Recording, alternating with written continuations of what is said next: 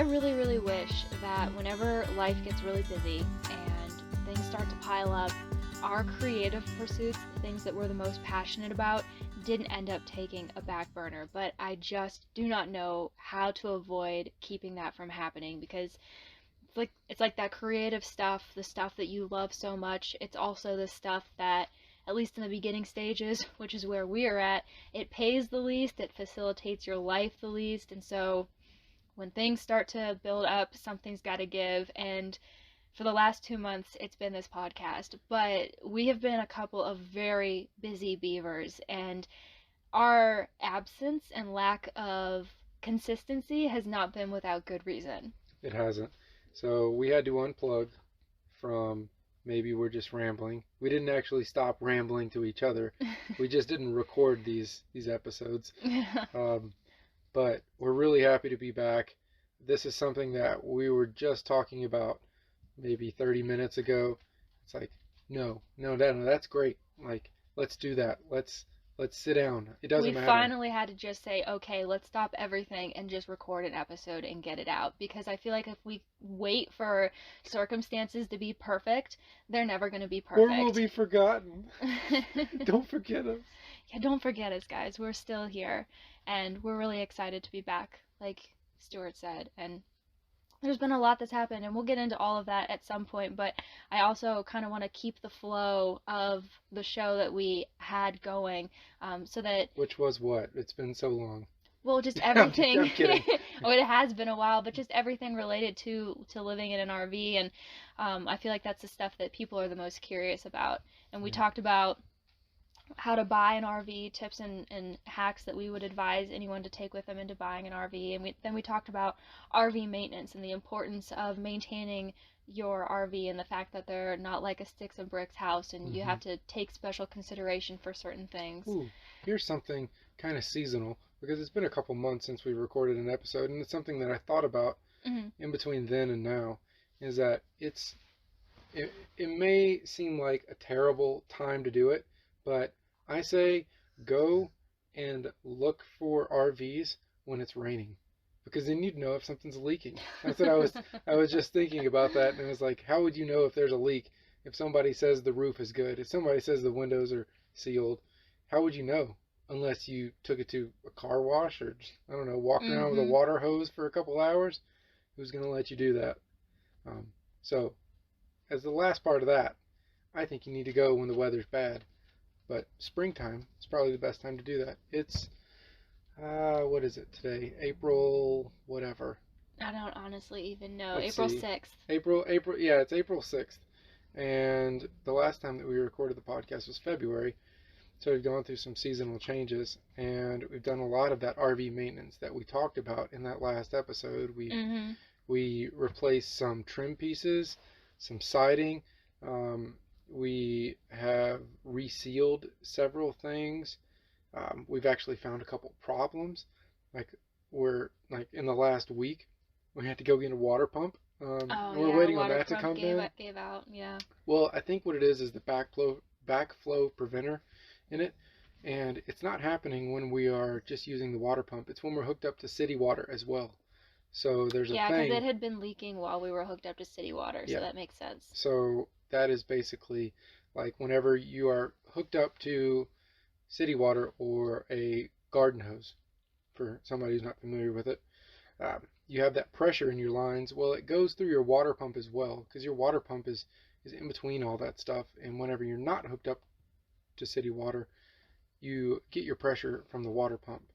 Well, there's a backflow preventer that is in most quality water pumps. And I think that in one of the seals on that failed, because it wasn't in the diaphragm, the thing that that pressurizes the water. But we're getting one of those tomorrow. Yeah, I don't know if we just have uncommonly bad luck with water pumps. Not bad luck, but it's been one of those things that we've replaced our water pump twice, going on the third time now. No. Oh wait, yeah. Yeah, it's been 3 times that we've replaced it. We replaced it yeah. initially with a newer one. What do you mean initially? Like back when we first got this RV. No, we didn't. We replaced a faucet. Twice? Yeah, we replaced a faucet. Remember that? So we've replaced it twice. But Yeah. either way, it's been something that, like, I feel like I'm just waiting for it to fail. Although that could be the theme with having an RV in general. You're kind of just waiting for And something the to more you fail. use it, Hmm. the more you're going to realize it. Somebody that uses their RV 6 times a year is not going to have near the demands of being hooked up to water pressure all the time like we do. Hmm. Um, That's true. Yeah, the maintenance never stops, guys. you gotta keep peeking in the corners. You gotta keep opening the cabinets. You gotta keep watching for water. I mean, wood is so water starved that it is just a sponge and will soak it up. So Hmm. that's something you don't want to let sit around. Hmm. But seasonally, maybe go try and look and don't go try and look during the springtime and don't let, you know, a rain cloud, stray your day and Hmm. just say, oh, well, maybe next time when the weather's good, because everything looks good in broad daylight and It's true. in beautiful sunny weather. And oh, yeah, the AC works great and it's 60 something degrees outside. He turns the fan on, like, wow, yeah, that's cool air. You don't know if the AC is actually, blowing cold Hmm. air. Same thing with the heater. If it's 110 degrees outside and he turns a heater on, you're like, well, that feels like the rest of the air here in Texas. Yeah, there's a lot of different factors that you have to take into consideration. And like we said, we covered so much of that back in our how to like shop for an RV episode, which was like 2 episodes ago. So if you haven't listened to that yet, you can go and check it out. And that was just our 10 cents. But obviously, there are so many other things that you can think about that you want to be on the lookout for. Um, like we had said then, we did so much research before we even went and looked at our first RV just to know what to look for. So that's always my advice, is just to look for a few key things and then maybe just watch some YouTube videos and see what other people have looked for. And know that nothing's ever going to be perfect. Mhm. It's not possible. Um, if you ever get the chance, I've heard, go to places like Elkhart, Indiana, where they make them in an assembly line, where the people that are sitting there making them, they just have a frame with the RV on it, roll up to them, and everything that's within their arm's reach on like a swivel chair is everything that they do, and it's just zip, zip, zip, zip, zip, as quick as possible. There's no safety standard for the top of an Yeah, this is RV. crazy. I didn't know this until I think like yesterday, Yeah, that there's no 100%. standard. There's no 100% safety standard like there is for airbags in a car. I recently saw something on Facebook where somebody had to brake really hard and turn or something like that, and the entire top half of the RV, like, think of it like the box that's on top of the frame, Mhm. completely came off of the RV because if somebody in whatever amount of limited liability they have, somebody forgot to bolt the RV to the chassis. That's just unbelievable to me. And the fact that it doesn't have to adhere to any kind of safety standard, like any roadway like safety standard, there's absolutely nothing to ensure that something like that doesn't happen again. Yeah. So it's bizarre. The things you learn from living in an RV and dealing with its weird little quirks and foibles, and the things that you notice after you've been in it for a while, it's just unbelievable what RV manufacturers can get away with. Um, We could make but them they better. do. Everybody could make one better. Truthfully, yeah, yeah. Knowing what we know now, we could build one, and it would be 100%, 1,000% better than anything that you would buy. But It's not, that's a whole separate topic yeah, for a different day. it's impossible to always have, for every single person, including us, to have the space, the abilities, and the time to do that. Mm-hmm. It's true. Time is money. And speaking of money, I guess we'll go ahead and get into our Smooth. topic for the day. That was such a good segue. I Yeah. gotta give myself a pat on the back for that. I like left on that opportunity. So in keeping with all of the lifestyle stuff that we talk about, we wanted to talk about something that a lot of people get really funny about, but I don't think that you should. We all need it to live. It's a fact of life, whether you like it or not. It's And it's a very oxygen. No, no, wait. and What are we talking about? it's a very important aspect of this lifestyle because it's something that becomes pretty relevant pretty quickly, especially if you're wanting to travel a lot, and that is money. Gotta have money to live, whether you like it or not. So we wanted to talk about that. And some of the ways that we've learned to save money, little tips and tricks and hacks and things that have worked really, really well for us. And I think we'll kind of break the episode down into a few sections. We'll start with talking about our income. Because that's a big question that we get asked. Obviously, we're young, we're in our 20s, we're living this lifestyle. People are naturally curious about how we make our money. And spoiler alert, we are not social media influencers. And we're not trust fund babies. And we're not trust fund babies. So it's a lot less glamorous than that. So we'll start with that, and we'll get into some of our hacks. Our monthly costs, or like our cost of living, and then from there we'll go into like some of the money saving stuff. So Okay. things that could apply to anybody, regardless of whether or not you're living in an RV or traveling, and then the things that are a little bit more travel specific. And we'll kind of go through it like that, so that you can take what you need and then move right along. Yeah, so I don't think it has to be a very big of a taboo thing. And I pretty much have no secrets. If y'all ever want to ask me anything, that's totally fine. I mean, the worst I could say is no, but I pretty much don't have any secrets. I'm not going to tell someone my social security number, but or my credit score, but I mean, the fact that we live a little bit of a different lifestyle, it does bring those questions about. And so to start with that, let's just rewind a little bit. So from 2013 through 2020, essentially, I was in the U.S. Navy. I was active duty and then in the reserves for about a year whenever that CC thing that shut the world down happened. So the reserve time really was nothing to write home about. So I did end up, in a sense, selling myself to the man for that predetermined amount of time. And so did you. Yeah, I pretty much, I followed the practically an identical trajectory, plus or minus a few minor details, and I was active duty from 2014 to 2020, and then in the reserves for like all of like 3 months before I realized that it was not the game for me, and I deuced out. Fun fact, if you're in the reserves, you can literally just not quit. I guess you could, but you can just put in a request and just to be inactive. And that's what we both, well, that's what you ended up doing. That's what I was trying to do. And then they were like, oh yeah, your contract expires Friday. Complete disorganization. Yeah. But that's the disclaimer for how we ended up in the situation we're in financially, is that we did give some significant portion of our life to the United States government. And so if any of you are familiar or have been in the military, whenever you're in, you get all kinds of benefits. You get health care, you get meals, you get pay, you get all these things. And during the course of your duties, say for instance you mess your knee up, or you mess your back up, well, it's in their best interest to take care of you while you are still a member of that organization, or like the Navy.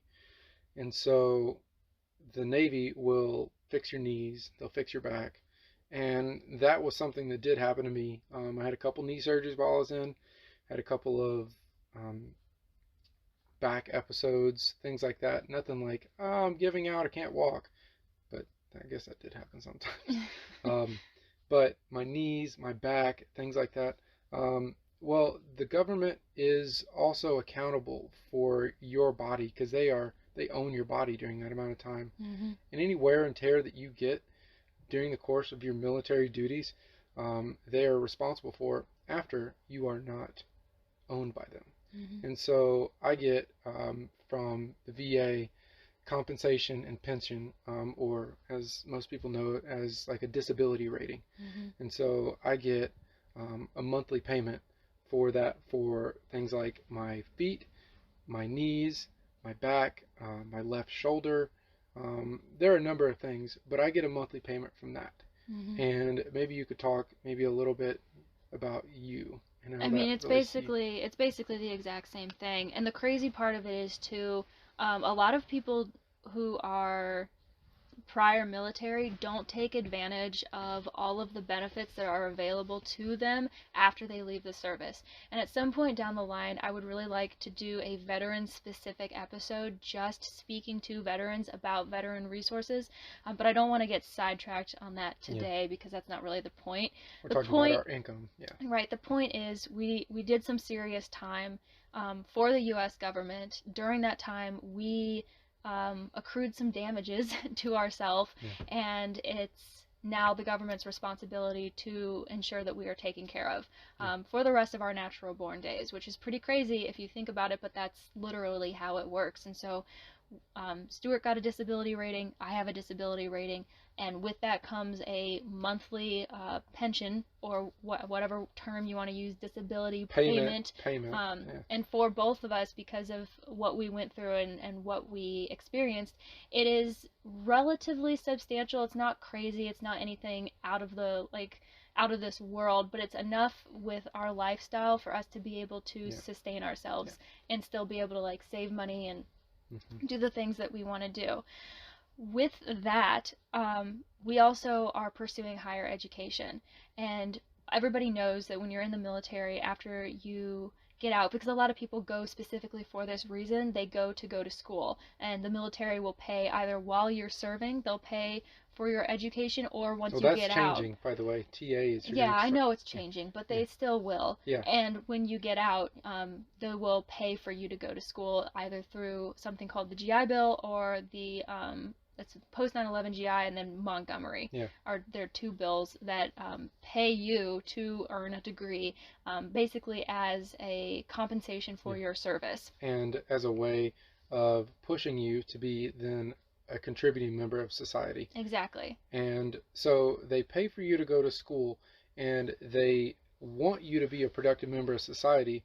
So it's in their best interest to try and sway you to do that more.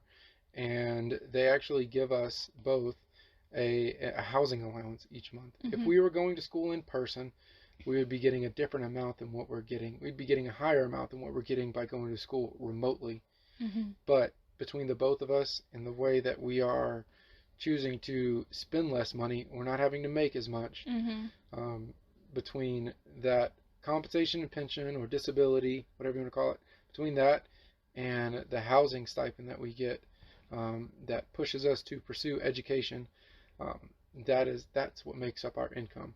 Right, and we say housing allowance, that's what it's intended for. It's intended to go towards rent and a general upkeep and that kind of thing, but it's really just a dollar amount into your bank account every single month. And that's really all it is. And you can choose to use that under the post 9/11, which is what we both have. You can choose to use that in whatever way you see fit, which is really, really cool. And that's afforded us a wonderful opportunity and kind of padded our income in a really nice way. It would be very, very hard to be paying tens of thousands of dollars to be going to school and working a full-time job and doing this. There'd be no way. So I have the utmost respect for people that are doing it a different way. This is not saying oh wow, you're doing it wrong, I got it figured out. But no, there are many different ways to approach it. It's just this way is working for us because we're minimizing our expenses while still getting that. It's not the average, go out to eat, 2-3 times a week. Party it up every weekend. Not a party. Vacations in When was the last time when was the last time we went to a bar? Never. I don't think you went. Oh wait, before we were even dating, we went to that bar in Virginia. I mean, I can think of a handful of times we've sat at the bar section in a restaurant, but to just you get fast service. To just go out and live it up. But that's because our priorities are very different, and how we choose to spend our money is very different. And that's the cool thing about this particular lifestyle of traveling and being a bit untethered, is that there are multiple different ways to support yourself, and I've heard so many different ways that people have done it. I mean, any way that you can think of, whether it's remote work or what we're doing or having a side hustle or a business or whatever, if there's a way to do it, someone has figured out and they are doing it. So I think that makes it really, really cool. But obviously, everybody's so curious because they want to know like how you do it, and this is how we do it, and it's working really, really well for us for now. It gives us the freedom to do what we want, and that freedom comes at the cost of not doing everything like everybody else does. And it could be just figuring out your cost of living and lowering it so that you don't have to make more money. I'm all about chasing that dollar, but I'm also more about being, I don't want to say cheap, but very frugal. Yeah, I have no problem living well below my means, because to me that brings with it a certain kind of security that you can't really get doing anything else.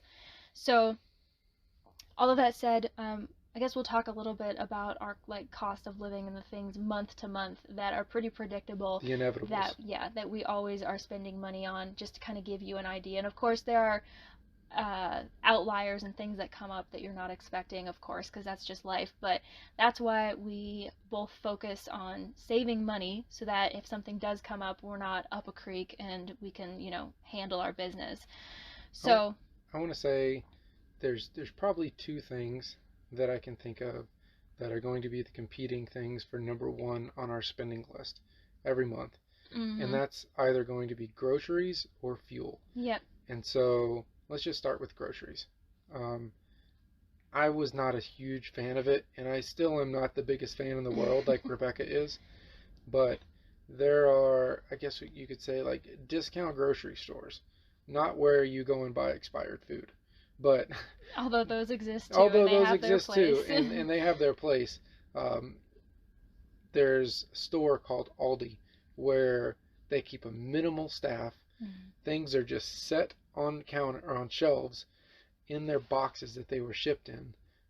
They're rolled in on crates into the refrigerator section, and they minimize their costs by doing things like that, and by not having someone that fetches carts. You have to put a quarter in and you get your quarter back. That's a huge one. I can't deny the fact that $100 at Aldi would be $180 at Walmart. 100%. And there are things you can't get there. But if I'm saying this from a meat eater standpoint, if I can get the meat and taters there, it's going to be cheaper there. But they have so many good options for me and for you. And they have their own brand of everything. That's probably, I think, if you were to total up a year, that's probably our biggest expense is food. Yeah, and I was thinking about it the other day. I mean, it fluctuates slightly month to month, but I would say, because we'll do one big grocery trip a month, and then a couple of like smaller ones throughout to pick up things we run out of, like milk and creamer and sugar and that's not going to be to an Aldi, because those aren't everywhere. But I think we spend on average probably, I mean, maybe this is ambitious, but I think it's under $300 a month on food. I was going to say like $300 to $350. So we try to keep our costs low. We try to bulk whenever we can. We try to go for the canned goods and the dried goods whenever we can, and just save as much as you can. An ear of corn is 75 cents a dollar, whereas a can is $1, and you get way more than an ear of corn. I mean, so many little things add up. She's gonna roll her eyes when I say this, but how many times have we been in a grocery store and it's like, oh wow, yeah, no, that's cheaper. Like looking at the price per ounce is something super silly I look at, but it's like, all right, that's 12 cents an ounce and this is 4.5. Why do we need that? It's the same stuff. Yeah, that's true. That's a big. That's how we minimize those large expenses. Yeah, and we have our vehicle insurance and like vehicle maintenance, gas and food, and those are the biggest categories that are recurring that you're never really going to get away from, especially if you're traveling or mobile like we are. And so the cost of living, it's going to vary depending on the size of your household, depending on your income, where you are. depending on your location. I mean, people on the West and East Coast are spending so much more for food, especially right now. I see it online all the time. They're spending so much more for food than people in, like, quote unquote middle America. Yeah. And I mean, that's something to take into consideration too. I feel like you and I purposefully have chosen to live in a part of the country where the cost of living is not sky high. Yeah, and the quality of living is high. Mm-hmm. I can in our opinion. Yeah. I can distinctly remember when we were looking at universities to go to once we were both out of the Navy that were in areas that had a lower cost of living. Because, say for instance, if we were having a house, a $2,500 a month place in middle America is going to be the Taj Mahal compared to $2,500 a month in San Francisco. True. I don't even know if you can get a place for $2,500 in I don't know, San Francisco. And I don't care to try. Yeah, but you know that there are a lot of different factors that are going to impact all of those numbers and what those numbers look like. It's different for everybody, but that's what it looks like for us. And in keeping with all of that, knowing what those constants are, we have found ways to break that cost down a little bit and kind of keep ourselves, you know, well below the red, so to speak. So I want to start getting into that stuff, but before we do, we're going to take a quick break. We got popcorn. Yeah, I got to nosh on some of my popcorn that I made, so we will be right back.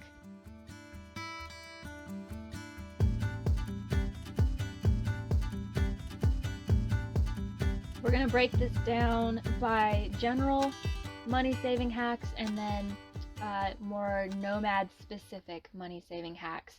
So to start at the very top, and there are people I'm sure listening, like our family, who can attest to some of these things because we've managed to turn them onto some of this stuff, and it's not all a hoax. Yeah, it's not a hoax, and they've really been happy about this money that they've saved. So I think the biggest thing is our cell phone service and how we have cut costs there. And I can't believe I don't hear more people talking about this because I feel like it's such a no-brainer, but you still have people paying like upwards of $200 a month. Shop around, for folks. Cell phone service when you really don't have to. And I'm going to say this number and you're going to think that I'm lying or that we're getting paid to say this or that it's a pyramid scheme. Or yeah, it's a pyramid scheme or something. But I promise you, hand to God, this is 100% on the up and up, and it works and it's great. We have cell phone service through a company called Visible. And I actually just found out that the company is owned by that guy from Shark Tank. Mark Cuban? Yeah. Yeah? Yeah, it's really? owned by Mark Cuban. I didn't know that. I did. I saw that, like, I think on Twitter or something. No kidding. So the way Visible works is well, you tell, because I'm not exactly, it uses Verizon towers. But yeah, Visible is it's going to sound real ghetto when I say this, so just bear with me, y'all. It's a prepaid phone service, not a postpaid. And it's not like a track phone or a Go phone you get at Dollar General anymore. And it's not like a card that you have to put a code in every single time you run out of minutes. Yeah, things have evolved since then. And essentially, instead of paying after you get the services, you're paying before. That's why it's prepaid. But Visible is a prepaid phone plan that basically buys a chunk of Verizon's network and buys the ability to use all their bands of network. And you get the same Verizon coverage. I promise you do, because we have a signal booster. That's something we'll talk about maybe in another podcast. Well, we'll mention it here in a second. Oh, yeah, but you get the same exact service that Verizon does. You even get what I believe is, according to my test, the same speeds. But we pay $25 a month.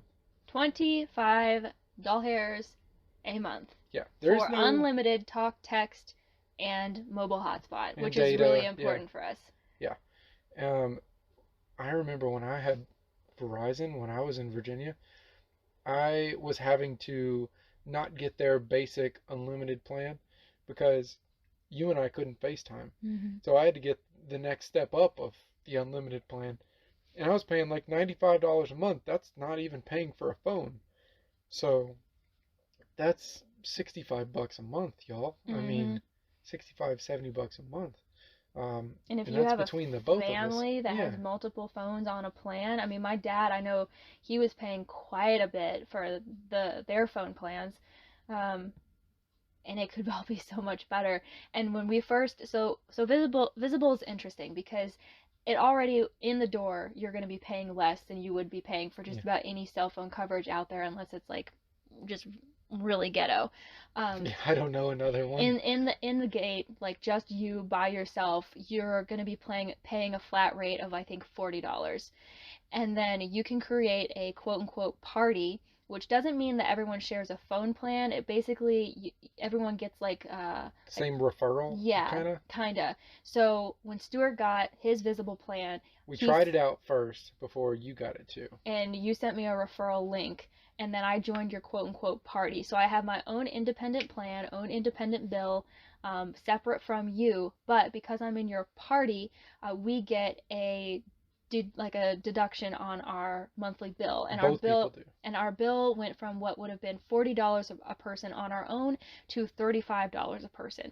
And then if you add another person to your party, it goes down to $30, and then another person, and it goes down to $25. And so you can go all the way down. $25 is the lowest that you can go, but you can have quite a few people on your party, and every single person will only be paying $25 on their own independent unlimited phone plan, and that's like your own thing. So it's not like you're connected to everybody else. You're just like in a party. It's a little bit weird, and I know it sounds weird, and when even as I'm saying it, it sounds ridiculous because it's like, no, if you sign up, then we save money, and then you get your friend to sign up, and then we're all saving money, and then like it starts to sound very sketchy very quickly. But just if you're one of those people who's paying a ridiculous amount of money for phone service that like is subpar anyway, do a little bit of research into Visible, read some articles. If you're a tech nerd, look into some of their tech. It's very good. It's very on the up and up, and it works really, really, really well. And we've been super satisfied with it. We've been using it since we found out about it in 2020. Yeah, we've been doing it for well over a year. I think we're on almost 2 years now. It's just incredible. Between the both of us, we're paying $50 a month now. Because your dad's doing it, your mom's doing it, your brother's doing it, your sister-in-law's doing it, your aunt is doing it. There's one big happy family, I guess. Yeah, our group, the Happy Campers. And actually, if you're at all interested, you keep your phone number. It's independent, but you're just in a party and you save money. Like, I don't know, I know it sounds ridiculous, but it works. And if you're at all interested in it, in the description of this episode, we will leave a link for our party and like for Visible, so you can check it out. And if you want to, you could join our party, and then you could be paying $25 a month for your phone service. And we're not going to get anything out of it because we already have $25 a month. Yeah, we don't get anything other than the satisfaction of seeing people pay less for their phone service. I like helping people. Yeah, which is really, really cool. So it was really important to us to have a reliable data carrier, and also to not be paying an arm and a leg for it, because while I've always really liked Verizon, we all know that they can get pretty expensive. So but we needed to have the unlimited hotspot because of the fact that we're in school and we do so much online. Like, we really needed to have that, and it's been awesome. Of course, as you're traveling around the country, there are lots of places where cell phone reception lags or is like practically non-existent, and there are a bunch of different ways to get a signal or have reception. The one that we are using currently, and that has worked pretty well for us so far, is just a good old-fashioned signal booster, but with a twist. Let me talk about that. Absolutely. I've got a friend that's a nerd. He's never going to listen to this, but Jay Green, you're a rock star. All right. So we got, you go to Google and you look for Verizon. Search for, if you have Visible, you're searching for things under the name Verizon, because if you throw Visible in there, it's going to be like, oh, I don't know, because Visible is not a super popular thing. Get Verizon. They're the heavy ad commercial driven place. So I just searched for Verizon signal booster, okay? And I got the best thing that we could find. Number one on the reviews.com thing, the one with the glamorous Amazon retail store, the one that's got the pictures that look great, and it's a WeBoost. All right, the brand is called WeBoost. Everybody knows it. Everybody knows it, and there are people that have a whole lot of success with it, but being in the living situation that we're in, where it's in more remote places, there is a very good possibility that our signal is going to be weak. So it can only boost what it receives. And I'm going to kind of crap on that company and say that their outdoor antenna, it's just a little box. It's literally a plastic box that you hook a coax cable up to. And it does not get good signal at all. It does enough. Yeah, depending on where you are, it can work really well. But I've got that friend that's a nerd, Jay Green, the shout out guy, and he's like, man, you need to get a parabolic grid. That's that thing that looks like, a birdcage contraption, and we can't lug that thing around the RV all the time, right? No. So he's like, well, all right. Well, I mean, he's like, even a Yagi would be better. And I was like, what's a Yagi? That sounds like a karate thing or a Mr. Miyagi. A Yagi is basically that old-fashioned thing that people have on top of their houses with a metal bar, and it's got the little grids on it. But they've evolved into being like a directional arrow-looking piece of equipment. So we hooked that up to the outside portion of the signal booster, and just got umpteens more decibel, which is like the strength of the sound from cell phone service. That, and we got thicker coax cable, and then there are other advancements we can make along the way, but we are able to pop that up and pop it down when we're on the road, and it's not super cumbersome, and it gives us a good enough signal to be able to use our unlimited talk, text, data, and hotspot anywhere that we've been so far. It's not going to be everywhere, but it gives us enough to just have that extra edge and be able to justify the expense that we had on that. And I think that kit was $300 to $400, and that just antenna that made it about 1,000,000 times better, or that antenna that made it 1,000,000 times better, was like $60. So for $300 to $500 maybe, if you got crazy with it, you could be out the door for being way out there and having no need to have these new things like what are those things called? Those little bricks that come with it, and you pay for a hotspot on another cell phone plan with Verizon. I have no idea. But yeah, like, you can buy like data bricks that are like your own router that use like Verizon cell phone service as a hotspot. Yeah. Those things you have to keep paying for monthly, more and more and more. Yeah, we figured out a way to pay a one-time fee, and thus far, I mean, who knows, at some point down the line we may realize or come to the decision that what we're doing isn't working so well for us, but we found a really good way to pay a one-time fee and be able to have service consistently, which was really important with being in school and everything. And we basically just took WeBoost's idea and made it a little bit better. So I'll post a picture of our setup on our Instagram, but if you decide that this is something that you want to do, just shoot us a DM or an email, and we'll be more than happy to send you the links to everything. Yeah, I got nerdy with it too, y'all. So like technical things are like my forte, so hit me up. And I love freaking like getting into the weeds of everything. Yeah, we'll be more than happy to help you figure out how to get a reliable cell phone signal and be able to do the things that you need to do.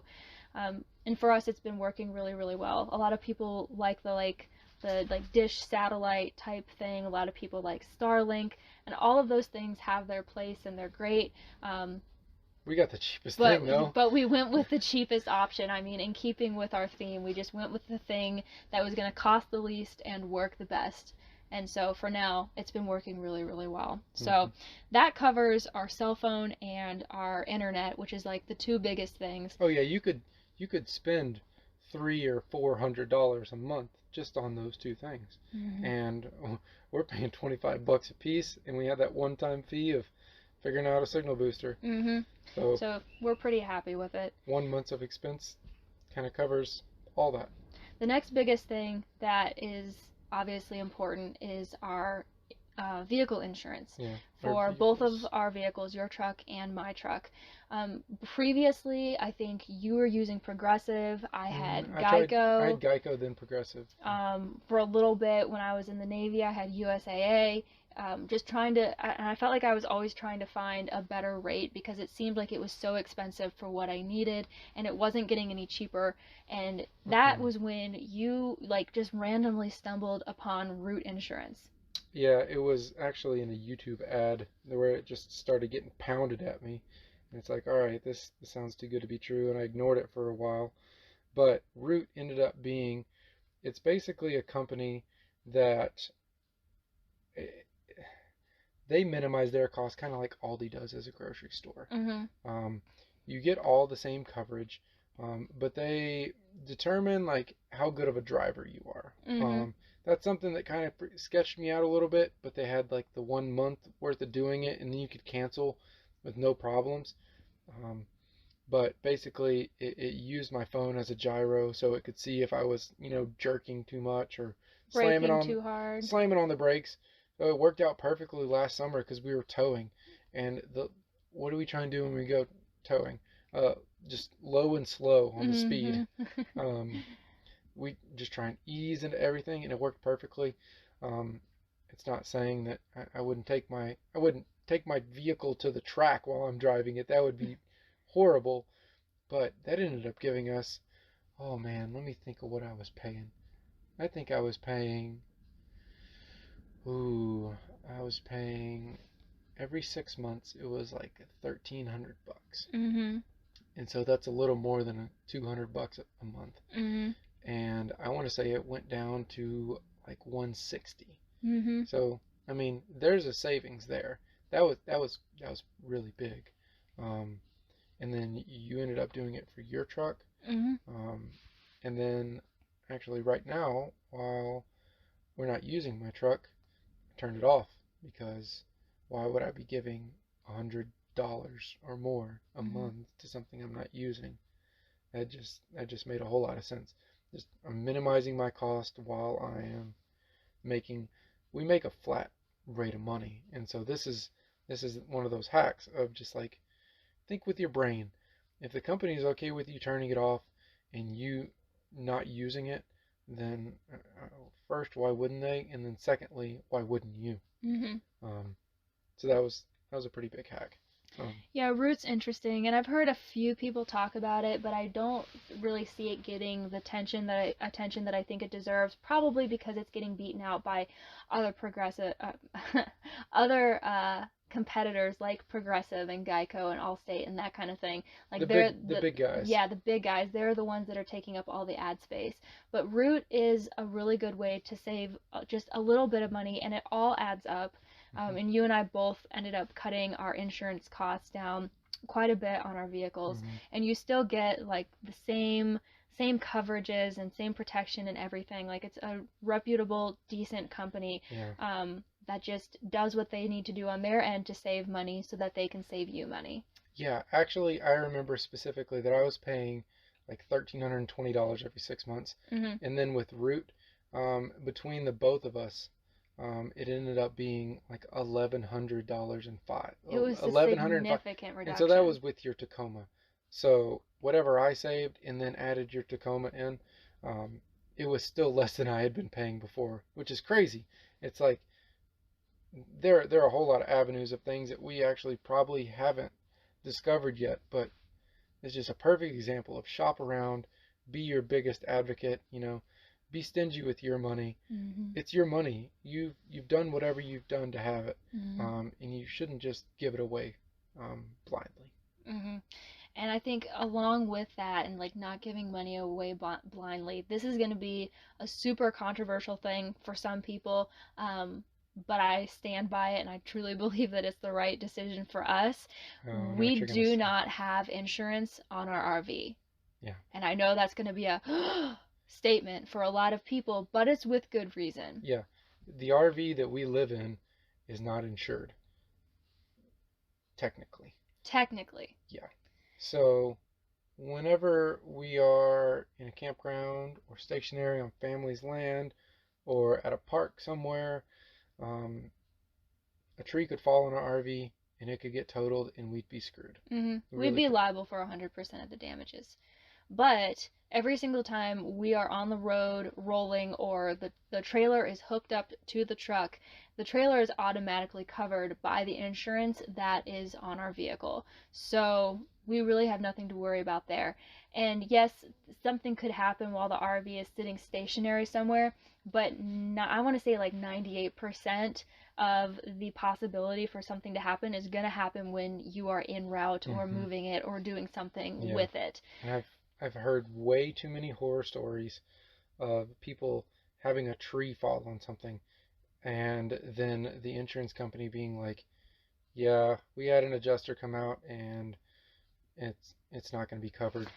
Yeah. The RV park should have had their tree limbs cut way sooner, and so then it's like, well, you go through the court process and you got all this deliberation. There's settlements and suits, and that really doesn't help us when it's the thing that we're living in. Exactly. Um, Like that's not the hill that we care to die on. yeah, if it were something that could go sit in a lot and wait 6 months for a verdict, that'd be a whole lot different. Mhm. But that can't be us. We are in this sense, with having no insurance, instead of being, I guess you could say, with insurance proactive, we're going to have to be reactive. If something happens to the RV, we're going to have to fix it. It's not like paying all these payments ahead of time in case something happens. Right, but I feel But pretty comfortable accepting that responsibility because the long and short of it is, as great as RV insurance sounds like on the face of it, when you actually start looking into the stories of people who have had to try to make a claim or try to be compensated for damages or something like that, it starts to unravel really, really quickly. And I have just heard too many stories about people who were screwed over by cough cough good Sam cough cough, mm-hmm. which is like the gold standard for RV insurance. By cough cough Camping World, cough cough. Yeah, Yeah. for me to, I'm just too leery of it, and I would rather just not even mess with it because if something happens, like at that point it's already happened, and all of the insurance deliberation in the world, It's not gonna make it it's back. not going to make any difference. And plus, with the RV that we have, an insurance company probably isn't going to place the same value on it that we do. And we know that. So, that is how we have chosen to save a chunk of change too, because RV insurance, in addition to being a nightmare, is also not cheap.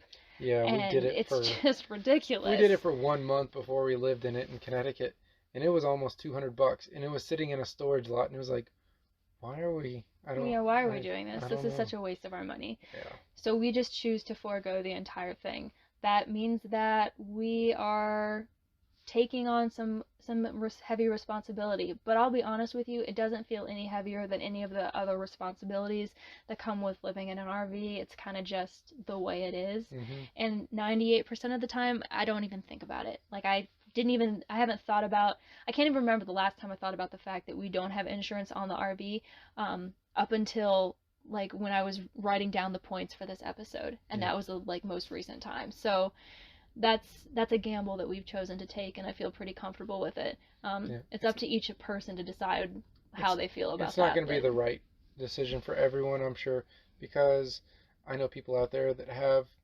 $250,000 RVs, and more power to you. That is a that is a heckin' that is a heckin' expensive um, Liability. cost to eat if something bad happens, and I can understand it. Um, but in the spirit of saving more money and accepting responsibility and being careful and doing all that, we decided not to. Exactly. So, all of that said, RV insurance aside, I really recommend checking out Root, regardless of your life situation, if you're wanting to save a little bit of money and you feel like that insurance bill every single month is kind of like bleeding you dry, check out Root because you might be able to save more. I was shocked by how much we ended up saving. Mm-hmm. So, last thing before we move into like the super RV specific stuff, this is something that we've started doing pretty recently. It's been very relevant within the last few months as gas prices have skyrocketed, and also as we've become more mobile. And that's just finding ways to save money on gas. And there are a bunch of different ways to do that, rewards programs and all that kind of thing. But these are two of our favorites. Yeah. So there are dozens or hundreds or thousands of apps that you can use and websites you can go to that give you fuel prices. But by and large, the one that is used the most by everyday people all around the country is GasBuddy. Mm-hmm. GasBuddy is probably the one so far that we've used the most. Mm-hmm. And I can honestly say that I've passed a diesel place at $5.19 and we've gone to somewhere that's $4.57. Mm-hmm. You're saving like upwards of 50 cents a gallon on 20 gallons. This really adds up. This adds up, and especially if you were doing it, more than once a month. Do it once a week, or a couple times a week, or a couple times a day. And I think you're crazy not to shop around.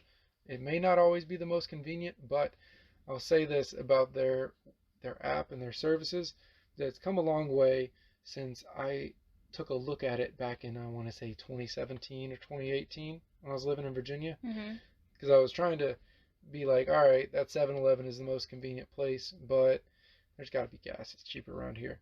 And that app kind of stunk back then.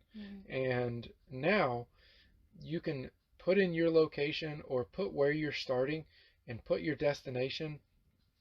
You can basically use their app as navigation, and then it forwards you to your own phone's navigation.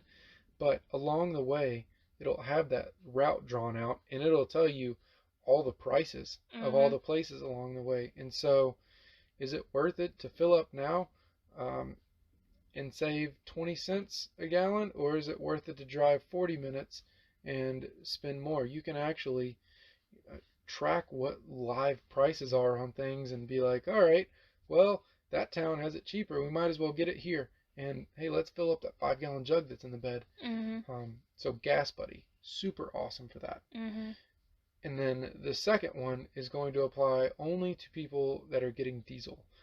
GasBuddy could apply to people getting any grade of gasoline, diesel, A to Z on fuel. And this one is only for diesels, and it's actually only for places that have truck-specific diesel pumps. The app is called Mudflap. I thought it was kind of crazy. I keep saying things like that in this podcast, but I thought it was kind of crazy that you could just go on an app and it could give you this giant discount, and you go fill up with the truckers. But it's true. We were just in a place where, and we've done it multiple times now, where they know what this app is called. It's Mudflap. I keep on saying this app. So let me tell you, the app is called Mudflap. One word. And the places, some of them have like the sticker by the door that is not really like super conspicuous, and you could miss it easily. But I've walked into the fuel counter and been like, hey, I've got a code to give you. I'm with Mudflap. And they're like, okay, what pump are you on? They start the pump, and you give them the code, and we went from paying $4.79 or $4.89 to $4.62. And it's super simple. That was all there was free. to it. Yeah, the app is free. There is no charge. They make their money by, say, if you saw diesel for $5, and they can give you the discount to $4.50. So you could get a 50% discount or 50% discount. They scalp, I think, I can't remember the number, but 2 or 3 or 5 cents off the top. Nothing out of your pocket, but they scalp, say, 5 cents out of the sales. So you end up saving 45 cents. And that's all it requires. You do have to put in your credit card or debit card information. and you don't end up swiping your card at a pump or at a truck stop. But it actually makes it pretty simple. You're able to go in somewhere. You don't even have to have a trailer on. We've done it without a trailer. You pull up to the diesel pumps, you turn the truck off at your pump, you kind of clean that pump for yourself, and you walk into their fuel counter. You walk back out knowing that you're going to get the price that it shows on the sign of $5. You're going to know that you get that price for $4.55. And it feels really, really good to save that money, especially right now as we've just watched the gas prices continue to climb. It's maddening, and especially having a diesel truck and towing with it and everything, you burn through the fuel, and being able to save a little bit of money at the pump is really, really nice. And the fact that it does not cost you anything it's just is a little just bit awesome. It's a little bit of hassle, because we'll be driving through a town and it's like, hey, we've got a little less than half a tank, and the next place isn't for an hour. Do you want to go ahead and look? And then you grab your phone or my phone. It's like, I need an answer. I need an answer right now. We're about to make a turn. Where are we going? And so, like yesterday, we had to backtrack 2 miles. Yeah, but that's probably our own fault for not thinking ahead and like communicating a little bit better. Yeah. I think that's an us issue. I don't think that's a Right. Mudflap or No, a GasBuddy issue. No, Mudflap is great. But they have that same mapping feature where it can tell you everywhere along your route, and it does not have near the coverage of GasBuddy and the people that post the prices there. So it's really kind of isolated to truck stops, or truck stops and places that are, you know, more populated. Yeah. It's not. It sounds amazing, 100% the best thing in the world ever, but it's not always the cheapest. Still, GasBuddy beats it more often than not. It does. 95% of the time I end up looking at GasBuddy and I don't even look at Mudflap, but it's good to have both of them, and we've used both of them so far. So these are tools. Highly recommend. Tool belt. Yeah, highly recommend checking those out if you want to save some money on gas, and who doesn't right now? Yeah. So that kind of wraps up the like general money saving hack stuff. The RV specific stuff it's a little bit of a shorter list just because all of this stuff is so applicable, but you know, some of this stuff would really only apply if you're in an RV or a van or whatever. So the first thing is that we've retrofitted our RV to be pretty off-grid capable, and there was a barrier to entry with that came in the form of the knowledge and the cost. But that gets cheaper, and you make that money back through the energy that you save in the long run, which is a very kind of counterintuitive concept, and not something that I feel like is a very common perspective to have in our day and age and like in our culture and society. But when you really think about it, it makes a lot of sense. So we have a ton of solar on our RV, we have batteries, we have the ability to be off-grid and sustain ourselves off of the energy of the sun. And while it was expensive and a little bit of a headache to like wrap our brains around and learn, once you have that and it's in your pocket, it's there forever, and it's not going anywhere. Nobody can take it away from you. Nobody can take it away. Yeah. And that has been such a huge peace of mind for us.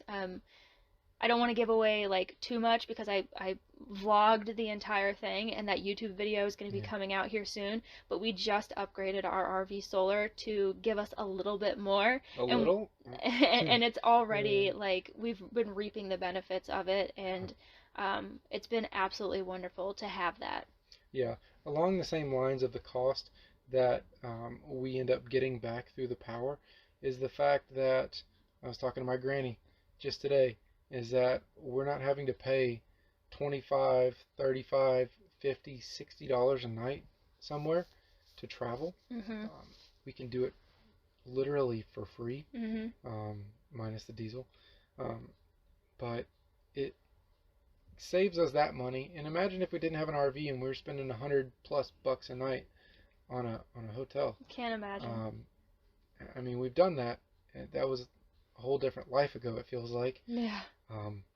But things like that, the money that we've spent, I don't think we'll ever be able to put an actual number of when we got our money back. but in the experiences that it's given us and in the freedom that it's given us, it it saves money in a way, and it also is so worth that cost. It absolutely is.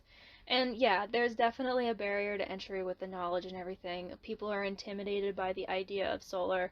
I totally get it because I do not have a firm grasp on it. It's tenuous for me still, and I'm still a little bit intimidated by it. But to see it in action and to know that it works, I mean, that's like all the confirmation that I need.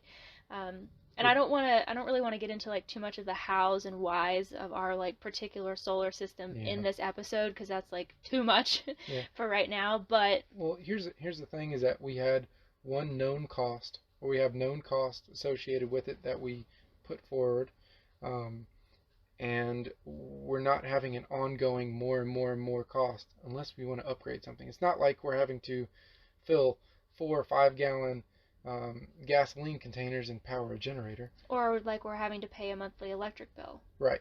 Exactly. So, yeah, that I think the whole solar thing was like the linchpin for us in this lifestyle and like really brought us to the realization that like, oh, like this is incredible.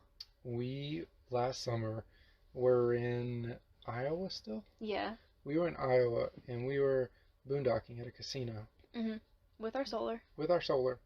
And that was kind of the point of where our summer was rounding out. We had a really serious talk, and I think about it a lot. Mm-hmm. But it was along the lines of, we could do this. Well, it was because we have done this. It was because you were talking about like, yeah, you know, if we got this many more watts of solar and we got this kind of battery and we did this, then we could have this much ability and blah blah blah. And I was like, okay, like you're talking about putting up a little bit more money to have this ability, and I just asked you, I was like, at what point do we acknowledge that this way of life is just who we are now? Like, it's not something that we're just doing for funsies while we're in college. Like, it's not just something that we're doing because it's like a cheaper way to live. Like, at what point do we acknowledge that this is who we are? Yeah. And I think we're well past that point now, but we are. It's just because of the realizations that we've had, and everything that comes along with this. But solar and boondocking are a huge thing for us and how we save our money, and it's just such a no-brainer. We could not afford $50 a night. No. You know, half of the month, that'd be a lot of money. Mm-hmm. So we're not in RV parks for that. But along with being, you know, this is who we are, and at what point do we acknowledge it, we made a really big decision that we hinted at in a couple podcasts, probably one too many, but it was about work camping. Yeah. And that's quite literally who we are now. We are en route to work camping. Yeah, so we actually... And we have done it already. Yeah, we just wrapped up our first month work camping at Mission Tejas State Park in Texas, which is the same state park that Stuart and I have been volunteering at since like the beginning of 2021. It's such a great park. It's a good place. The people there are so good, and we had the opportunity because they had a spot open up to go and work camp, and it just happened to work out to where we were able to do it for a month before we needed to hit the road for our next opportunity. This is who we are. And we're acknowledging it. And it was a really positive experience, and I think kind of gave us a little bit of a boost of confidence to like, yeah, we can totally do this. I want to maybe next episode talk about like work camping jobs and how we got the job that we're going to, but in essence, we did a lot of searching and we took out some applications and we applied to a place up in Idaho, north of Riggins, in the beautiful mountains. East of Riggins, north of Boise. Yeah. And anyway, they ended up, we sat down for an interview and they liked us and we liked them and they offered us a job for the summer. And so we will be in northern Idaho from the end of April until the end of October, and we are on the road right now headed there. So when I say that we have been so busy the last 2 months, believe you me, that does not even begin to scratch the surface, because it has been like non-stop stuff for as long as I can imagine. And it feels like now we're finally able to kind of stop and catch our breath, because we've like reached the point where the ball is rolling and it's kind of like it has its own momentum now. But there were so many things that went on behind the scenes to get us to this point. That had to happen at those exact points. Yeah, it's always a crisis, no matter what you do. Well, some of them at 3:30 in the morning when you're getting a truck buttoned up. Yeah. That's a crisis. It was a whole journey. But yeah, we're on the road to Idaho right now to work camp, and having the solar and boondocking is going to save us money, and being in a location where we are compensated for the labor that we put in with a spot that we don't have to pay for. It's a barter. Yeah, that's going to save us that money too. And, one of the biggest things last summer when we wrapped up our trip that we kind of were on the same page about was just the fact that we wished we could have stayed in one location for a longer period of time, but it kind of felt like we had to keep moving. Well, this job in Idaho is going to give us that opportunity to be somewhere awesome and kind of branch out from there and explore the area over the course of the summer. So we're both really, really excited about it, and we'll talk about that more soon. Yeah. We're going to be in a trifecta of national forests. It's surrounded by mountains, and there's a river, and I'm excited, and we're on our way there now. Yeah, so work camping is the last thing. I mean, lots of people talk about work camping and talk about how awesome it is and how great of a way it is to save money. And we can attest to that. And it's really cool to be in a beautiful location and have a spot that you don't have to pay for, and all you have to do in exchange is work a little. And Stuart and I both are hard workers. We're not afraid of getting our hands dirty, and we enjoy working. So for us and our personality type, it works really, really well. It does. And we'll have more to say about that in the coming weeks and months and so on and so forth. But that kind of rounds out everything to do with like our money saving hacks, and these are the ones that we've found so far.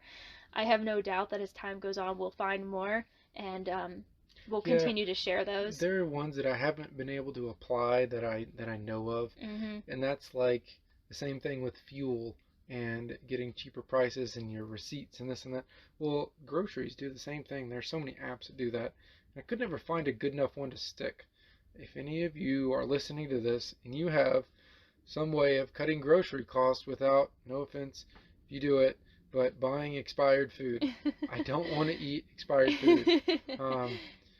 Yeah, any kind of hack that you know of that you're like, wow, this works really well. Doesn't have to be for groceries. Anything at all. But yeah, I'm all for it. I exhaust all my resources when I research.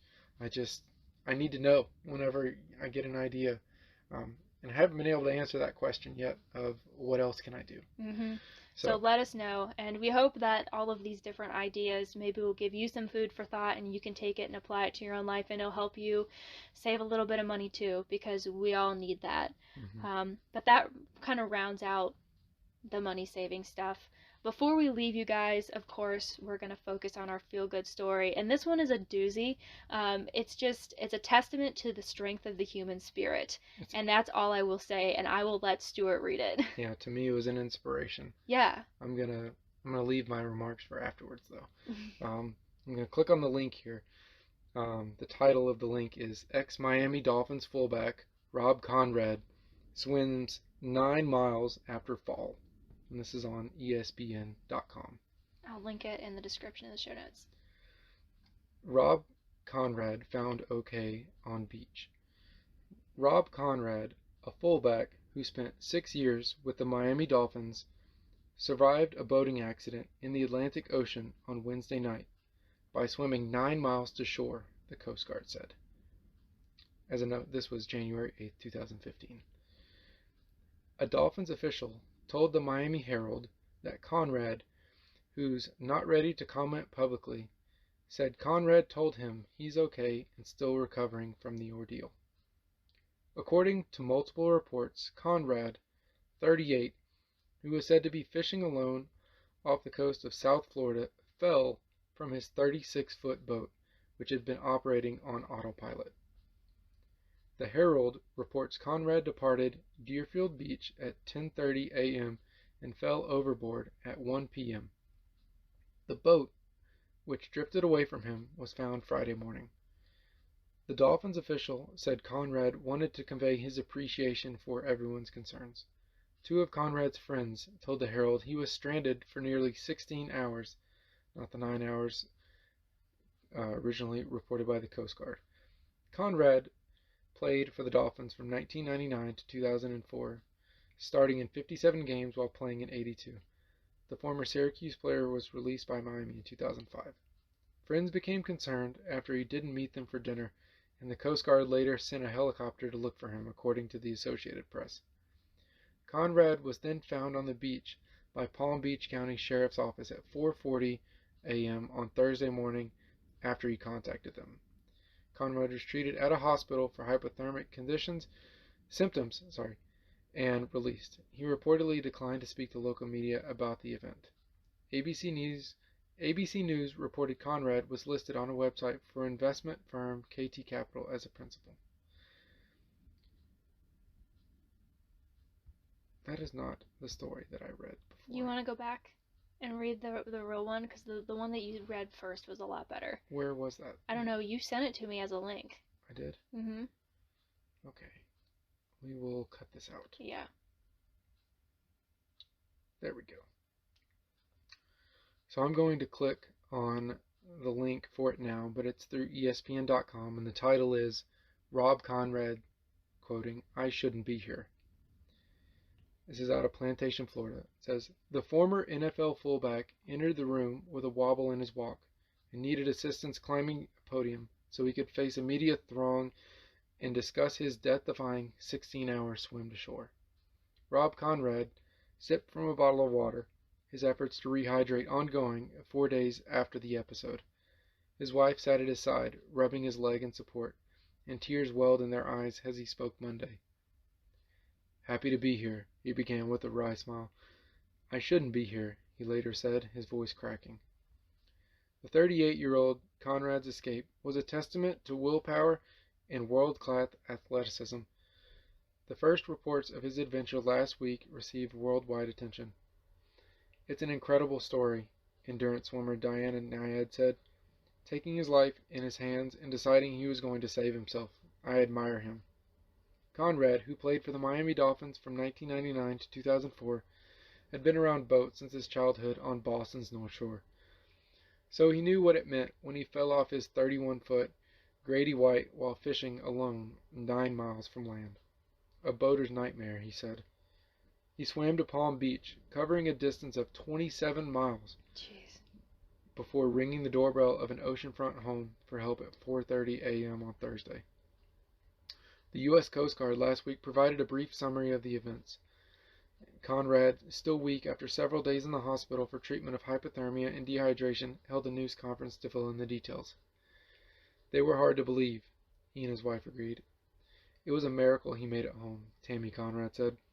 Her husband said he was taking his boat for servicing last Wednesday and decided to do a little fishing along the way. He had caught a large fish and was tending to the rob when a large wave hit, flipping Conrad into the ocean. His boat was on autopilot and headed east, and there were no other boats in sight. Conrad wasn't wearing a life preserver. It was 12:30 p.m. He said, "I realized I was in some real trouble." Conrad quickly decided to swim toward shore, although he figured the trip would take more than 10 hours, and feared succumbing to hypothermia or cramps after 2 or 3 hours. The ocean temperature was in the low 70s, far from frigid, but a lot colder than his body temperature. So Conrad decided he'd better keep moving. He took off his shirt and began alternating between a breaststroke and a backstroke. He said he's not much of a swimmer, but Nyad figures his football experience made a big difference. "We're not really talking about a swimming story, we're talking about a survival story. I'm sure his background as an athlete, the toughness, having resolve, knowing things are going to be painful, were the saving grace for him." Conrad said he got bit by a whole bunch of stuff. A shark circled him before moving along. There was a lot of stuff glowing at night, probably some jellyfish, he said. He could also see the lights along the coast and pick out landmarks. As he tired, he gained emotional strength. 5 or 6 hours in, I realized, maybe I can do this. Twice he was nearly rescued. A recreational fishing boat approached within 50 yards, but Conrad couldn't flag it down. Then a Coast Guard helicopter searching for him flew overhead. They had their lights on me and kept going, Conrad said. They didn't see me, and that was a difficult time. But the ex-dolphin kept swimming, thinking of his daughters, ages 8 and 10. He had 2 angels on his back, his wife said. I was probably pretty delirious at the time, but I could see the lights getting closer and closer. Then the sound of the ocean changed. He could hear waves hitting the shore, and finally he reached land. The problem was I couldn't walk. My body was shaking uncontrollably. I crawled up on the beach and warmed myself enough able to walk. Paramedics were summoned, and he was soon en route to the hospital. His boat was found near Grand Bahama Island on Deadman's Reef. Irony of the name not lost on Conrad. He had gone the other way.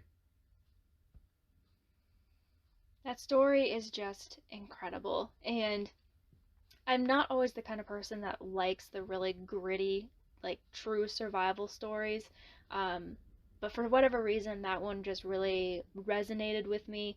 I think especially because he wasn't somebody who was like a swimmer. I mean, he was an athlete for sure, but not like the kind of person who was like a swimmer and that's what he did. He was just thrust into a really unfortunate situation, and he chose to persevere and rise above it. And I don't know, I really like that story a lot. And the crazy thing is, it's not recent. Like, that happened back in 2015, and I don't ever remember hearing about it. I don't either. So we really wanted to highlight that here because it gave both of us like full body chills. Yeah, it really did. And I didn't show you, but I saw it.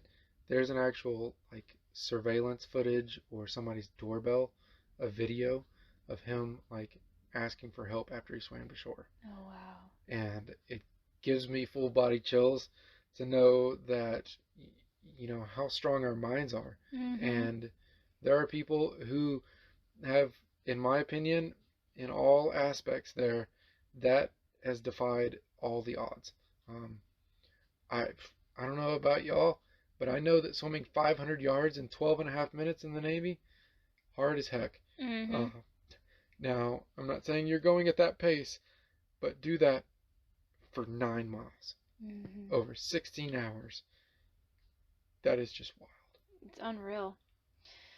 So anyway, if that doesn't... That makes me feel good. Yeah, if that doesn't make you feel good, if that doesn't inspire you, I really don't know what will. But we hope that that leaves you with a smile on your face or a fire in your belly or something good. You are better. I guarantee you that you are stronger, you are better, you are smarter, you are everything than you think you could ever possibly be if you just want it bad enough. So true. So that is where we're going to leave you guys for this week's episode. We both really, really hope that we'll be back for another episode we will. sooner than 2 months. We have that list and we have plans.